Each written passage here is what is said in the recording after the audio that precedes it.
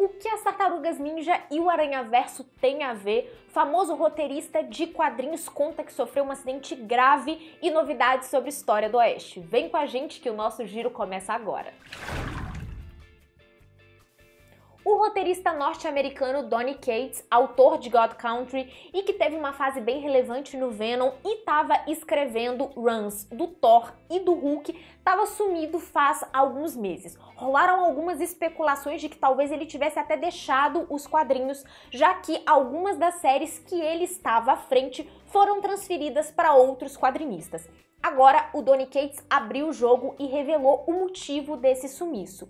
Ele sofreu um acidente de carro bem grave e precisou ficar em recuperação nos últimos 6 meses. Durante a San Diego Comic Con, o Donny Cates revelou essas informações pela primeira vez para o canal Comic Pop Returns e pediu que eles comunicassem isso a quem acompanha o canal. A partir disso, o Bleeding Cool checou as informações com o Donny Cates e fez uma matéria mais completa e que traz novas informações sobre o caso. De acordo com o Bleeding Cool, o Donny Cates estava no banco de trás de um carro a caminho do aeroporto quando um caminhão colidiu com a traseira do carro, fazendo com que o quadrinista fosse arremessado para frente e tivesse uma fratura no rosto, um corte na cabeça e uma quantidade que ele diz, abre aspas, não insignificante de sangramento no cérebro. O Donny Cates apagou, acordou somente no hospital e ele conta que quando ele acordou, ele não lembrava direito quem ele era, não lembrava o que tinha acontecido e como ele tinha ido parar ali.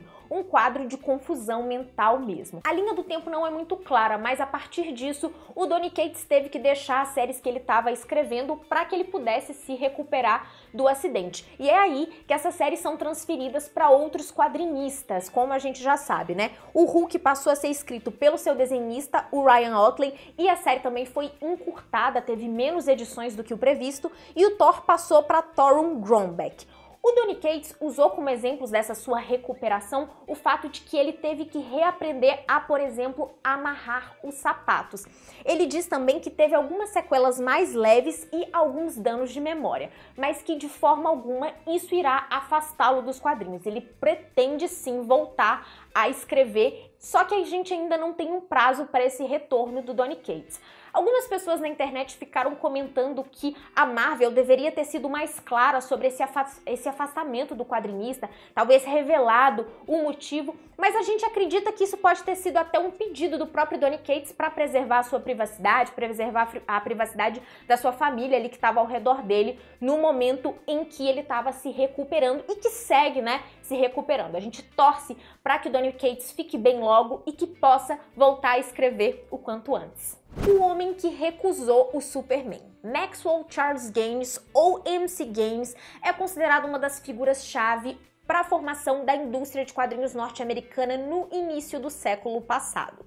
Ele é considerado o criador do formato comic book, formato americano, que é aquele meio tabloide que viraria um padrão de publicação dos gibis nos Estados Unidos. Só que tem outra coisa menos popular sobre ele. Ele recusou o Superman quando recebeu uma série de tiras do personagem enviadas por Joe Shuster e por Jerry Siegel. É o que você vê nessa carta que está indo a leilão nos Estados Unidos com a recusa formal do Gaines em junho de 1936. A história conta que 2 anos depois, um assistente do Max Gaines chamado Sheldon Mayer ia se lembrar dessas tiras do Superman e iria sugerir ao próprio Gaines que recomendasse o Superman à editora National Comics, que havia pedido algumas recomendações de histórias para compor a primeira edição de Action Comics. E é aí que Joe Shuster e Jerry Siegel vendem os direitos do Superman por $130 e um contrato para fornecer histórias para a editora. Uma história que ficou bem famosa depois ao longo dos anos, né? A história de como os criadores do Superman receberam muito pouco para vender os direitos do personagem. A casa de leilões que está fazendo esse leilão diz que essa carta que a gente está vendo aqui foi usada no processo que os autores moveram contra a editora já na década de 40, exigindo que os direitos do Superman voltassem a eles. Os lances por ela estão na casa dos 3.500 dólares atualmente. O criador de Invincible, Robert Kirkman, explicou o motivo da segunda temporada da série ser dividida em duas partes. De acordo com ele, é tudo de caso pensado. Os espectadores vão precisar ali de uma pausa para digerir aquilo que eles vão ver no quarto episódio da série. O quarto episódio vai ser ali esse episódio que vai dividir as duas partes da temporada. A primeira vai estrear no dia 3 de novembro e a segunda somente em 2024.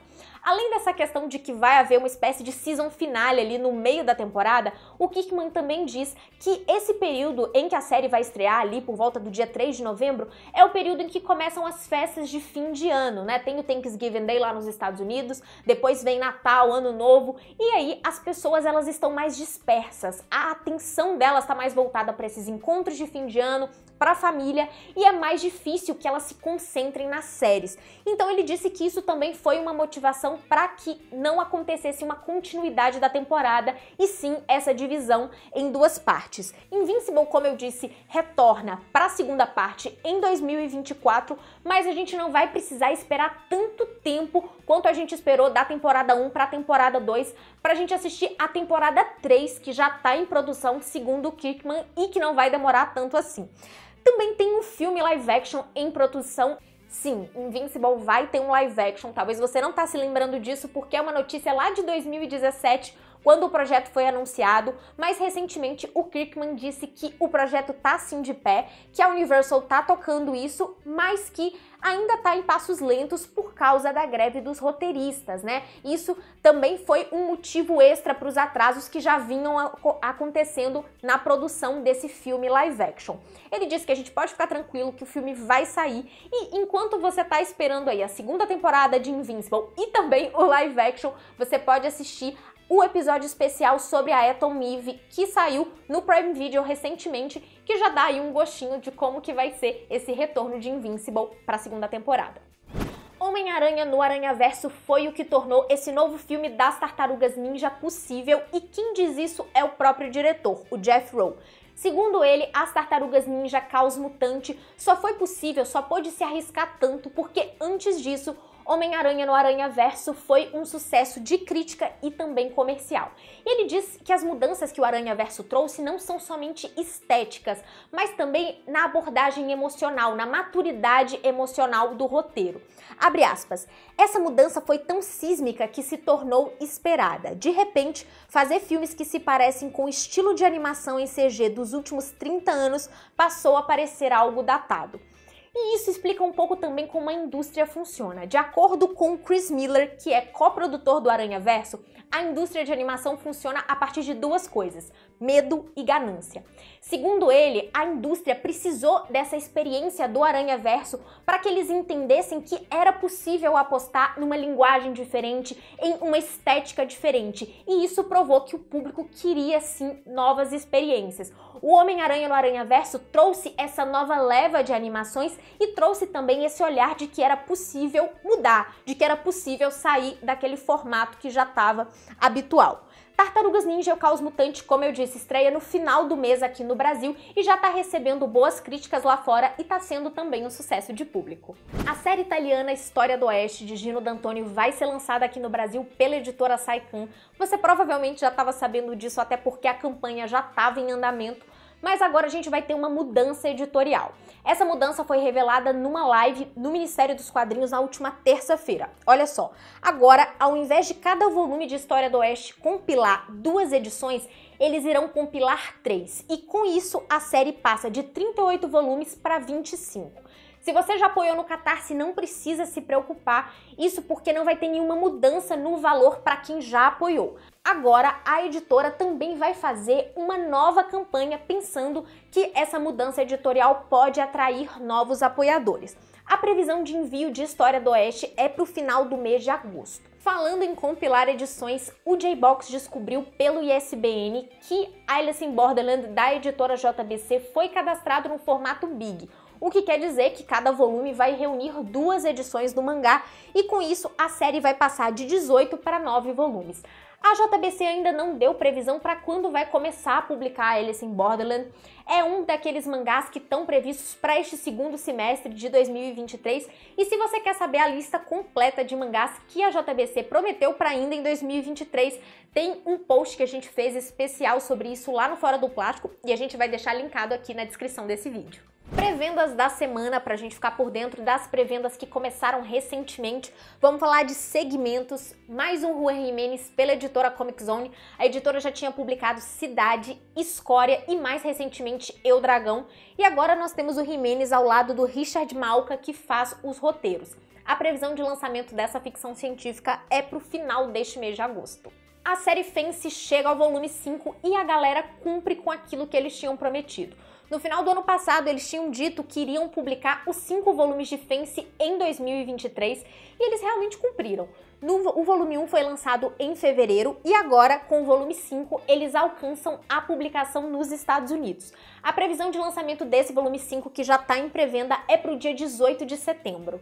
A editora Veneta vai lançar Bruxas Minhas Irmãs, da quadrinista Chantal Montelier, e esse lançamento está previsto para o dia 6 de setembro. A pré-venda já está no ar e você provavelmente já conhece a Chantal Montelier de Social Fiction, que foi publicado aqui no Brasil pela editora Comic Zone. Mas a própria Veneta já tinha lançado a Montelier antes, numa adaptação de O Processo do Kafka, em que ela faz a arte. Como eu disse, a previsão de lançamento é para o dia 6 de setembro. Uma Balada do Mar Salgado começa a fase clássica de Corto Maltese, a fase canônica, que é escrita e desenhada pelo Hugo Pratt. A editora Trem Fantasma vai lançar numa edição que é preto e branco e tem extras em cores e que pode ser assinada a partir do Clube do Corto, que é um outro clube de assinaturas que a Trem Fantasma está propondo. Eles já têm o Clube do Trem e agora terão também o Clube do Corto. Esse clube é só voltado para assinaturas de obras do Corto Maltese que vão ser publicadas pela editora. O link a gente já vai deixar na descrição desse vídeo, que facilita tudo para você. A previsão de envio de Uma Balada do Mar Salgado é para o final do mês de setembro. E para fechar esse giro, a gente vai falar de algumas pré-vendas da Brasa que estão acontecendo lá no site da editora. Olha só, material poético do Evandro Alves, uma obra em que ele vai usar a linguagem dos quadrinhos e a poesia para traduzir paisagens naturais, humanas e sentimentais do Brasil profundo. Essa obra tem previsão de lançamento para o mês de novembro. E já para dezembro tem Conversas em Porto Alegre, do Pablito Aguiar, em que ele vai traçar o perfil de 12 moradores de Porto Alegre, alguns anônimos, outros nem tanto. E também tem Viver Dói, da Fabiane Langona, que reúne várias tiras da quadrinista que foram publicadas na Folha de São Paulo. Tiras super bem-humoradas, e esses 2 quadrinhos têm previsão de lançamento para o mês de dezembro. Além disso, tem outras pré-vendas que estão rolando lá no site da Brasa, tá? E que começaram um pouco antes. Jamba, do Daniel Paiva, e Damasco, do Alexandre Lourenço e do Lielson Zene. O giro de hoje fica por aqui. Obrigada pela sua presença. Já deixa seu like aqui. A gente tem que ficar pedindo, mas é porque é importante mesmo. Deixa seu like, se inscreva no canal para você poder acompanhar aquilo que a gente está trazendo aqui no Fora do Plástico. E você também pode apoiar a gente em apoia.se/Fora do Plástico. Lá você confere todas as modalidades, mas eu já adianto para você. Apoiar o Fora do Plástico é uma forma de você manter um canal que você curte, uma página que você curte funcionando, para que a gente possa continuar o nosso trabalho aqui e você continue tendo giros sempre aos domingos. Até a próxima!